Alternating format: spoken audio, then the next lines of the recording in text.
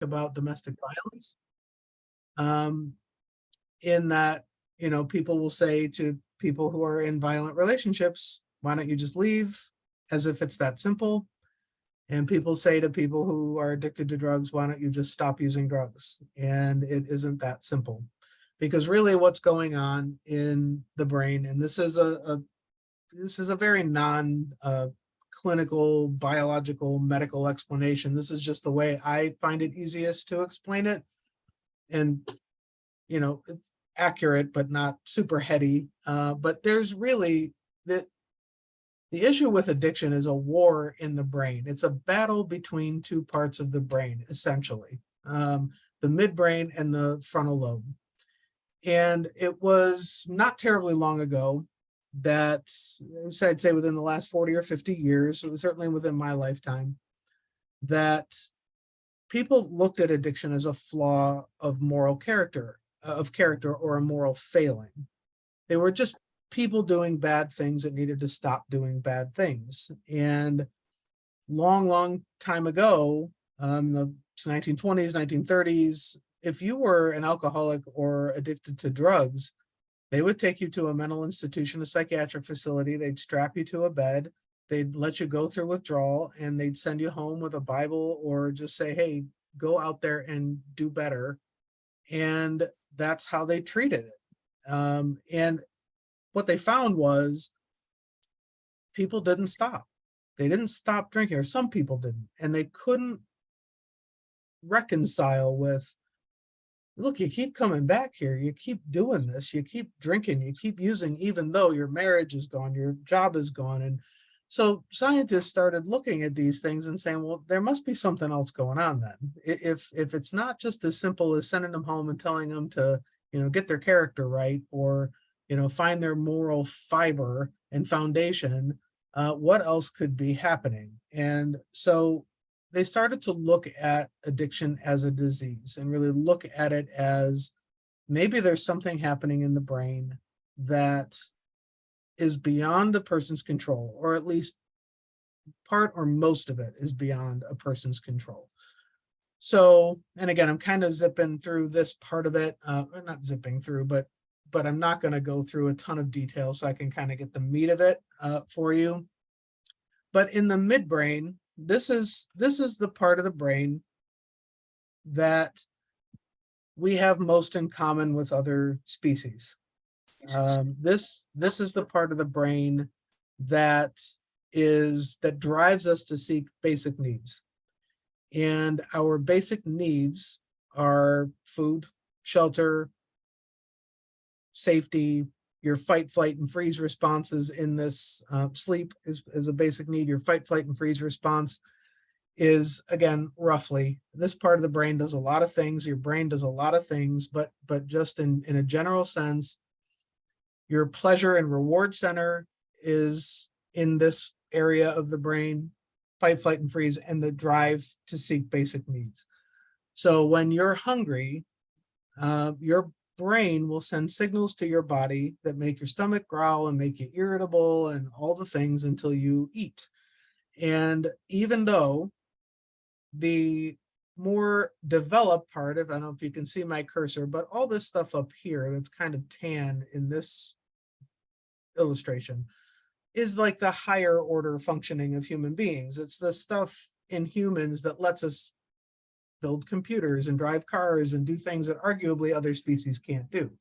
But in this part of the brain, you're hungry, and like I said, your brain sends signals to the rest of your body that makes your body react so that you will seek food, even if this part of your brain is telling it, hey, you can wait a minute. We're not going to starve here. You're going to get food soon. Just hold on. But this part of the brain doesn't understand that. It just says, go and seek it and do it. And I'm going to make you uncomfortable until you do. And it's like that with anything else. If you're too tired, if you're too hungry, if you don't have a roof over your head, there is discord in the body because the brain wants you to seek these things, and it tells you need to do it to stay alive. The fight, flight, and freeze response, fight, flight, freeze, and fawn now, but that protective measure is designed to, of course, help keep us safe, recognize danger, and how do we respond to danger. That's the thing, is if you're walking down the street and someone's following behind you and you just get a feeling, you just get a sense, and your brain is processing millions upon millions of bits of information all the time and trying to sort through what you need to keep and what you don't need to keep. Our brain hangs on to a fraction of the information that it takes in. And for, just as an illustration, right now, you're listening to me, you're watching, you're looking at this slide. There's probably white noise or other things that are distracting you in the background, but your brain picks out what you're listening to, what you're seeing, and it helps you focus on the things you need to be focusing on or want to be focusing on. And it's of course the pleasure and reward center as well. So when you do something pleasurable, or when you meet a basic need, like when you eat, when you've been real hungry and you finally eat, your brain sends chemical signals that says, okay, you've done it. You've met this need and we feel good. We feel better. And it releases dopamine, which is a neurotransmitter chemical that makes us feel good. It releases serotonin. It releases all kinds of chemicals when you do things that make it happy. And it also does it when you do things that, like in your fight, flight, and freeze, and adrenaline and noradrenaline is released to get your body prepared to face danger. So the midbrain does all of those things. Now, the thing with this part of the brain is it really, really, really likes drugs. And if you look at what this part of the brain does, and you see that it's the pleasure and reward center, and I'm not asking anybody, you certainly don't have to say or tell me anything about yourself and drug use or anything like that, but anyone on here that maybe has a glass of wine at the end of the day, or you go out and have beers with your friends, or you do or have used drugs, you know that at least initially, there's not a lot of downside to it. It's not bad when you first do it. It's not, in fact, it's really pleasurable and it makes you feel really good. And this part of the brain is drawn in and reacts to that very strongly, and it really likes it.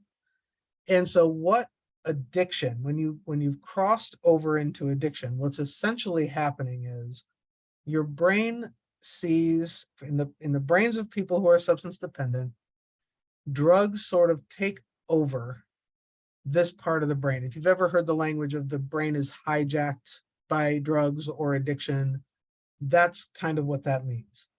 You have all of these things that are basic needs, these food and shelter and safety and all of these things. And when a brain becomes addicted to drugs, the drugs, as far as the brain is concerned, or this part of the brain is concerned, it becomes a basic need, and it becomes the basic need. Anyone on here who has known a person who is substance dependent, if they have 20 bucks in their pocket and it's a question of whether they're going to eat or whether they are out of drugs and need to buy more drugs, what do you think they are more likely to get? You can put it in the chat or unmute yourself or whatever you want to do. But what do you think they're more likely going to get?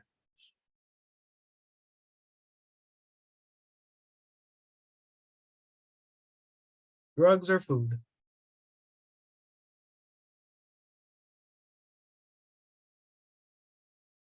No one? Is it the end of the day in Minnesota for people? Drugs. They're, by and large, they're going to use that last $20 for drugs.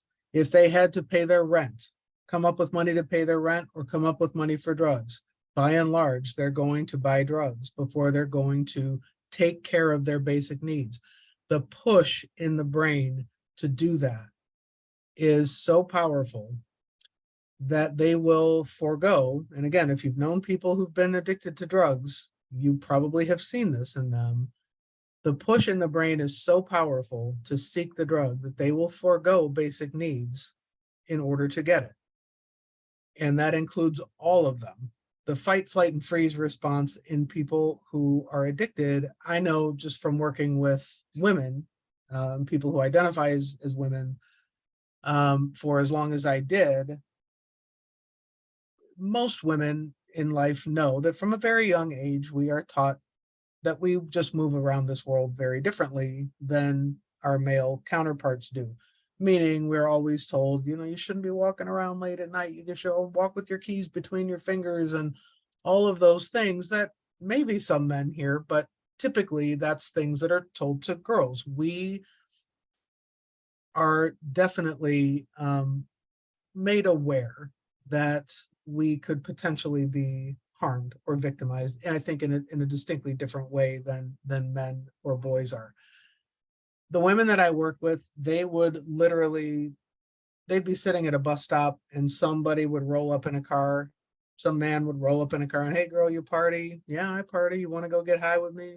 Yeah, sure. I know somewhere we can go to go get high, and I'll get you something, and blah blah blah. And they'd get in that car and they'd go. They don't know this person from anybody. They don't know where they're going. They don't know what this person's going to do once they get there. But the need and push for the drug makes the fight, flight, and freeze system now see things that typically would represent danger as things that now represent pleasure, or at the very least, a need that has to be filled.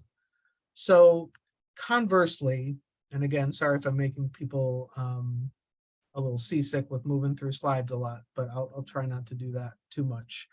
But conversely, in the frontal lobe of the brain, so in this higher order functioning part of our brain, the battle is between this part of the brain that is about impulse control and reason and thinking things through. And think of this kind of like a parent and a child, I guess.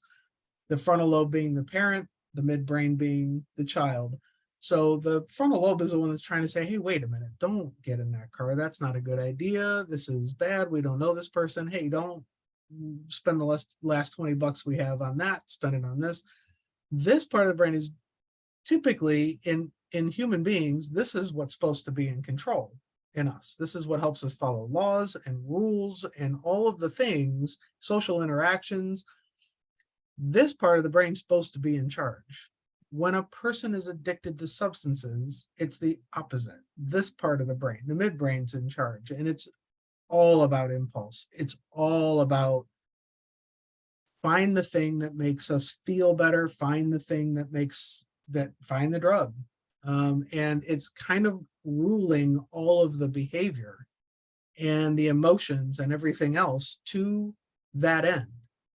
And the frontal lobe is like, I don't know if y'all are paying attention here, but our life is kind of turning out bad and we need to stop doing this. And this midbrain is like, yeah, I don't know what you're talking about. So bug off. And the frontal lobe is like, okay, but this is real bad and we got to stop doing it. So it's this constant battle. People who are addicted to drugs know that the things that they're doing, the things that seeking the drug, that all of the things they have to do in order to get it at some point, typically, are not things they want to do, but they don't know how to not do them because the brain is telling, this part of the brain is saying, you must get it. You must have it, or you cannot function, or you cannot live. This part of the brain very much makes the person believe that it is a function of functioning. You have to have it to do anything. And in some cases, once they become addicted, you look at people who are addicted to opiates or heroin or things like that, and they do function better with it because without it, they're very sick and they're sick for several days and sick.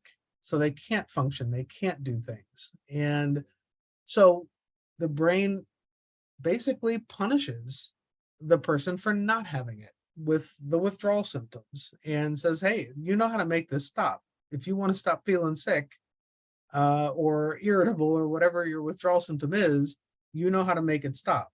So let's go do that because we're super uncomfortable and this is really bad. So that's essentially, again, in in the terms that make the most sense to me, what's happening in the brain. And of course, as the previous slide, that's biology is but one part of addiction and but one part of the reason that people either become addicted to drugs. But there all of these other things, environment and politics and socioeconomic status, race, social and peer groups, lack of resources, all of those things contribute to either why drugs may be more available to people, why some people start using drugs in the first place. And the thing is you don't know you're going to be addicted to them till you are. Some people, myself, I am not a person in recovery. I never became addicted to substances, but I did a whole lot of drugs when I was in my 20s. I'm in my 50s now. But I never became addicted to them. And I use drugs that you could become addicted to. And I know many people for whom that is true.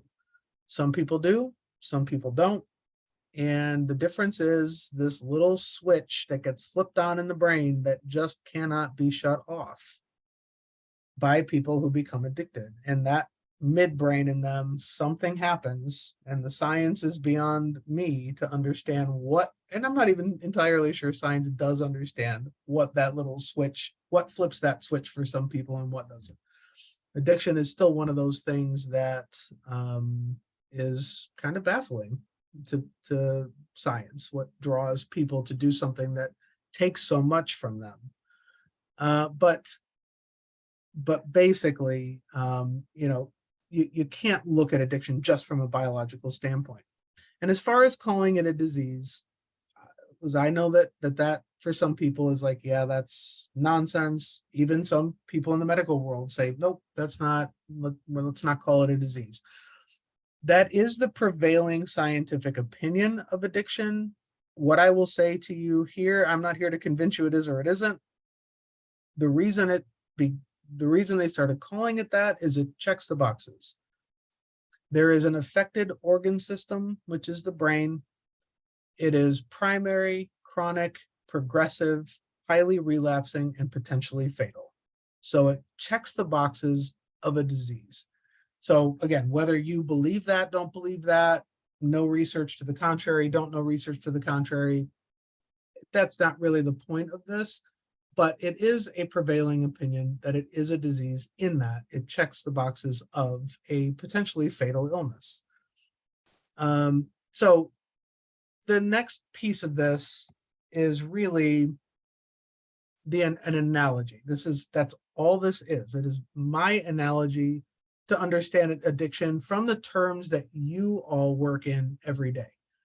So addiction and domestic violence are very similar in terms of how they treat and or behave in a human being, or to a human being, I guess, rather. So try to think of these things side by side, or I'm going to try to present these things to you as side by side. So addiction and intimate partner violence, which is IPV on here, domestic violence, whatever terms are comfortable for you, both start off as good. Both start off as positive things. In an abusive relationship with a human being, you don't start off with that person treating you badly. You don't start off that relationship with that person talking to you in a terrible way. You don't start off with them hitting you. It doesn't start that way. It starts with, I think, what's commonly referred to now as the love bombing. It's the, oh my God, you're perfect, you're wonderful, I want to move in with you and have a million babies with you, and we're going to live forever and ever together. And they're generous and they're kind and they're loving, and it draws the person in. And drugs and addiction are the same way. So you think about addiction as like having a little abuser in your brain, having your midbrain become an abuser, an abusive entity.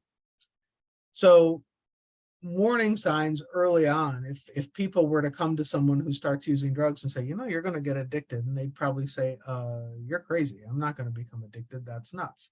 Same as you might say to a person who's like, I don't know about this person that you're dating now. Something seems off about them. You don't know what you're talking about. There's nothing that's perfect. You have no idea how well this person treats me. It's great. But over a little bit at a time, you start to see those things, even in the person themselves, like you start to become more isolated. More people are telling you in both scenarios, hey, this is not great. This isn't good. And you begin to withdraw, or your abuser starts to pull you away from people that are trying to get you away from the thing that it wants you to do or be. And addiction treats the person the same way. At some point, people are going to start saying, I think you need some help. I think you need to talk to somebody. This doesn't seem right. And the little abuser in the brain is going to be like, yeah, we don't need to spend our time with those people. We want to keep doing what we're doing. And it forces then that person to pull away from the positive supports, the people that are trying to help and intervene. And it keeps you to itself. And eventually it begins to abuse you in every way that a human being abuses another human being. It abuses a person emotionally, it abuses them physically, it abuses them financially, it abuses them even sexually. I know, again, having worked with women, sex was a way to get money very quickly, and drugs very quickly, or both. And most of the women that I worked with would have told or had told me that was the line I said I'd never cross. I said I would never engage in sex work, or what they would call it, prostitution, or sell my body in their language, and I did. And that was a huge source of guilt and shame for them. Eventually, you start seeing less and less of yourself, and your little abuser in your brain is perfectly fine with that and says, you're not going to be okay without me. You're nothing without me. You can't function in this world without me, just as a human abuser would. Family and friends are, hey, why don't you just, you need to just stop. You got to stop using. And there's that frustration. And eventually even they have to like set their own boundaries. They have to say, hey, I can't watch you do this anymore. I can't be scared and worried about this anymore. And if you don't stop, here's the consequences. If you do, then great. And so it kind of comes down to the individual who's using and the abuser, both in real life and in the brain, and virtually their support system starts to dwindle or start setting really strict and stringent boundaries that person can't really abide by because the abuser won't allow it. And then they become completely dependent, and eventually say, at some point, they come to an understanding that this is either going to be my life forever or I'm going to die as the result of this addiction. Same with an abuser. I'm either going to stay here and die, or I'm going to leave and try my best to get some sort of a life back. And I know that we're at a little 10 after 4-ish, so I'm going to skip ahead. And again, I'm sorry to be blowing through slides like this if it's making you a little seasick. Let's see. So treatment and interventions. I did want to talk a little bit about harm reduction, because really in the program that I do for ODVN, that's really kind of the lean that it has taken, since domestic violence shelters and programs, at least here in Ohio, and I assume they're the same in Minnesota, because I think that that's kind of the national federal funding and stuff, sort of says that promising practices is you can't mandate services. So if you can't force a survivor to go to treatment, if you can't say, hey, the only way you can stay in the shelter is if you do this, then you have to kind of rely on the person's readiness to make that change and be able to offer them services on different ends of the spectrum. Harm reduction is the end of the spectrum with survivors who are actively using or currently engaged in substance use. And again, this is to keep in mind that a survivor is not coming to a shelter to get clean. That's not why they picked you. They picked you because because of the danger at home, because they need safety for however long. Things at home have gotten really, really bad, and they can't be there for whatever reason, as you know. But getting off of drugs may be the furthest thing from their mind. They didn't come to you for that purpose. So they're those that use or are dependent will likely continue to use, especially because it's super stressful to leave your home and have to go into a shelter environment and adjust to that, particularly with kids. It's super stressful. And the one coping skill they have for stress and other difficult emotions is drugs. So some harm reduction practices, even just having Narcan, having open conversations with survivors about substance use without the abstinence only narrative, meaning like that's the only thing that's going to work for you is if you stop using drugs forever and ever and you got to do it now. Harm reduction attempts to at least have people get a sense of community without that narrative of abstinence only is the only way to go. Coming from a treatment background, that's the world I operated in for 18 years, was abstinence only. Treatment is an abstinence-based thing. Recovery housing is abstinence-based.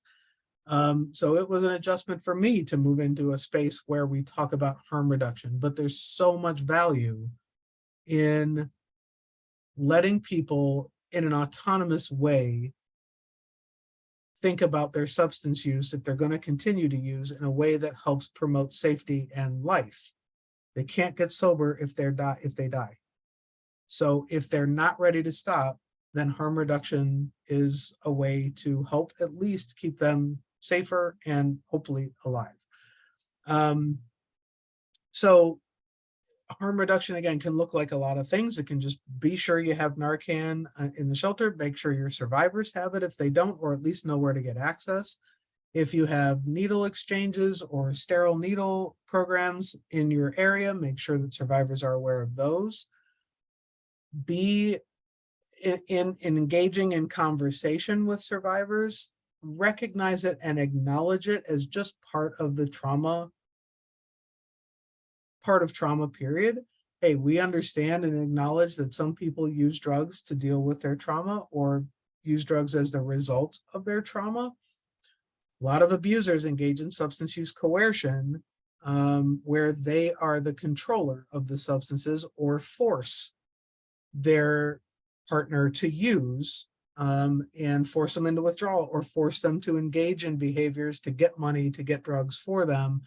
So the addiction may not have even been because they started using drugs and became addicted on their own. It could be the result of one of the results of the abuse. So just recognizing that it is part of a trauma experience, that substance use is one way that many people, I can tell you honestly, fully, again, my residential program was 23 women in the building. At any given time, of the hundreds of women that passed through those doors in 6 years, fully 85% of them had trauma and multiple layers of trauma from childhood through adolescence, through adulthood, layer upon layer. They were abused as children. They had abusive relationships in their teenage and adult years. They had been sexually violated. They had just one on top of the other. And substance use was the one thing that they used to find a little bit of respite from the pain, emotional and physical pain that they were feeling. So recognizing that is also harm reduction, just acknowledging that, and really looking at how can we do safer use plans with people or safety plans with people who are using. Are there safe places for you to go? Are there safe people who know that you're going to use so they can get help to you if need be? I created a safer use plan for the shelters here in Ohio. I'm happy to send it along. You can do whatever you want to with it. If you want to use it or use parts of it, doesn't matter. If you're interested in that, please let me know. I also developed a recovery safety plan as well for people who are in recovery, because what I know or what I've heard a lot from shelter staff is that people who are in recovery in shelter get triggered by people who are using in shelter, and they get a little upset about that. And they're like, hey, this is supposed to be a safe place for me. I'm in recovery. This one over here is getting high 24 hours a day. So I developed that as a means to help them focus on their own recovery and, learn how to use their recovery skills in that environment. But essentially, harm reduction really puts the control in the hands of the person who's using. Harmreduction.org is the national harm reduction website you can go to. They have tons of resources, videos, all kinds of things. I encourage you to get on it and look through it. This is the question or a statement that I get a lot from people. Isn't harm reduction just enabling? My response to that is that people use substances for many reasons, and our permission is not one of them. They are not looking to us to say, yes, you should, or no, you shouldn't, or yes, it's good, or no, it's not, or hey, I'm giving you permission to do this because I'm offering you sterile needles, or because I'm offering you a safer use plan. You're not giving them permission. They're not asking for permission. What you are enabling by using harm reduction is choice and safety and autonomy for a person who's not ready to do what is involved in recovery. Recovery is an entire life overhaul, and it takes time, and it takes dealing with trauma, and it takes all of those things. So of course, if you have access to peer supporters or whatever they might be called in Minnesota, if they're not called peer support specialists there, I'm going to skip through this and just talk about recovery for a moment. There are a few things in this world that are more inspiring to see than a person who has gone from the depths of addiction to recovery. It was my honor and privilege for 18 years to work with people who had to walk that path. It is hard. It is scary. It is all the things that, honestly, survivors of domestic violence who move on from that relationship and have to build their life from nothing to something that they feel proud of and feel connected to. And genuinely, it is really just an honor to see it happen. But it is a long road to walk, and it is very difficult to get there. Truthfully, I would look at the things my clients were kind of ordered by the courts to do, and probation, and all the systems they were involved in, and I would think to myself sometimes, I don't know on my best day if I could do what they're being asked to do and get through it and stay sober. Like I honest to God don't know that I could do it. So I always approached, or tried hopefully to always approach my therapeutic work with people from the perspective of deference, of respect for what they had to do to get there. SAMHSA defines recovery as a process of change through which individuals improve their health and wellness, live a self-directed life, and strive to reach their full potential, which again, very, very daunting task. Recovery is not just about removing the substance use. Recovery, it encompasses all aspects of a person's life and involves attention and healing to all areas and aspects of your life. It's about healing trauma. It's about healing relationships and repairing relationships with the people that were harmed by your substance use in some way, or your addiction in some way. It's about finding satisfaction and stability in employment, finances, environment, housing, hobbies, interests, education, all of these things. And it is a long and difficult journey, but people do recover, and they do go on to have very meaningful and fulfilling lives. But specifically to seeing people in shelter, and I'm gonna stop sharing my screen now, because that's sort of the nuts and bolts of the presentation that I was at least going to talk about today. But now I've just lost my train of thought. Completely left the station, and I was not on it.